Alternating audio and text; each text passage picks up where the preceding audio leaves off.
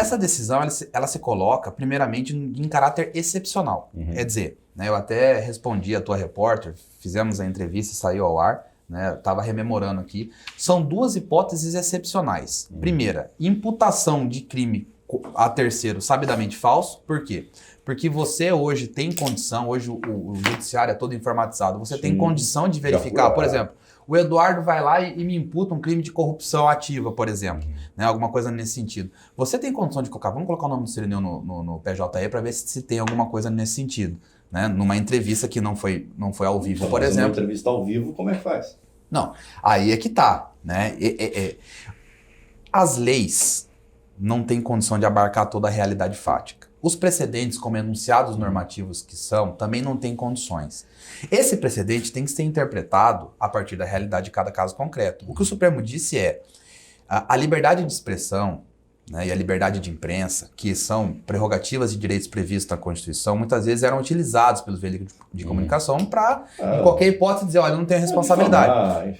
O que o Supremo disse, num atual contexto que a gente enfrenta muito, Maon, em campanha eleitoral, que é de fake news, deepfake, esse tipo de coisa, é dizer, olha, nenhum direito tem caráter absoluto no sistema constitucional. A gente que trabalha com direito constitucional sabe que a gente vive fazendo ponderação de princípios, ponderação de valores, porque à luz de cada caso concreto, um princípio vai se sobressair em detrimento do outro. Então, o que o Supremo disse? Olha, essa ideia de que os veículos de comunicação têm a questão do sigilo da fonte, a liberdade de expressão e tem um bio de indenidade, ou seja, estão com cheque em branco para fazer tudo o que pode, não é bem assim.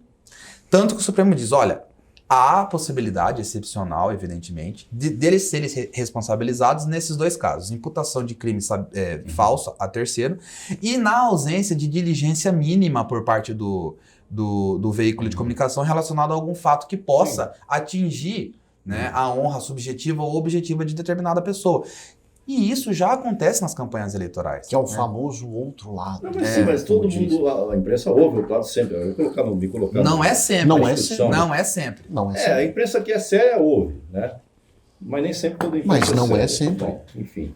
Então, dizer, e aí a gente, o ministro Gilmar, na época que ele era ministro do TSE, né, enquanto ministro do Supremo, e no próprio Supremo também, ele vivia falando desses blogs sujos, a questão da imprensa, etc e tal.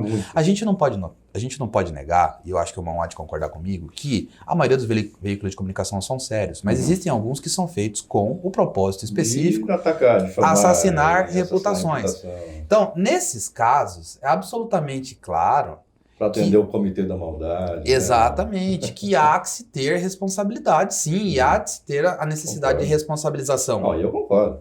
Então, assim, então concordamos todos. No fundo, essa decisão do Supremo, ela meio que impõe, ainda que implicitamente, um dever fundamental de responsabilidade da imprensa nesses casos que são potenciais violadores da honra das pessoas. Então, dizer, toda moeda tem dois lados. Então, você tem a liberdade de imprensa, você tem o sigilo da fonte, ao passo que, em contrapartida, você tem que ter pelo menos esse dever de diligência mínima com relação a essas informações e de checagem para evitar, né? Porque hoje em dia, qualquer entrevista sua aqui, André, né, que você não tiver o necessário cuidado, você ou seu pessoal não tiver o necessário cuidado, isso aí pode acabar com a vida de uma pessoa, com a reputação de uma pessoa aqui, ó.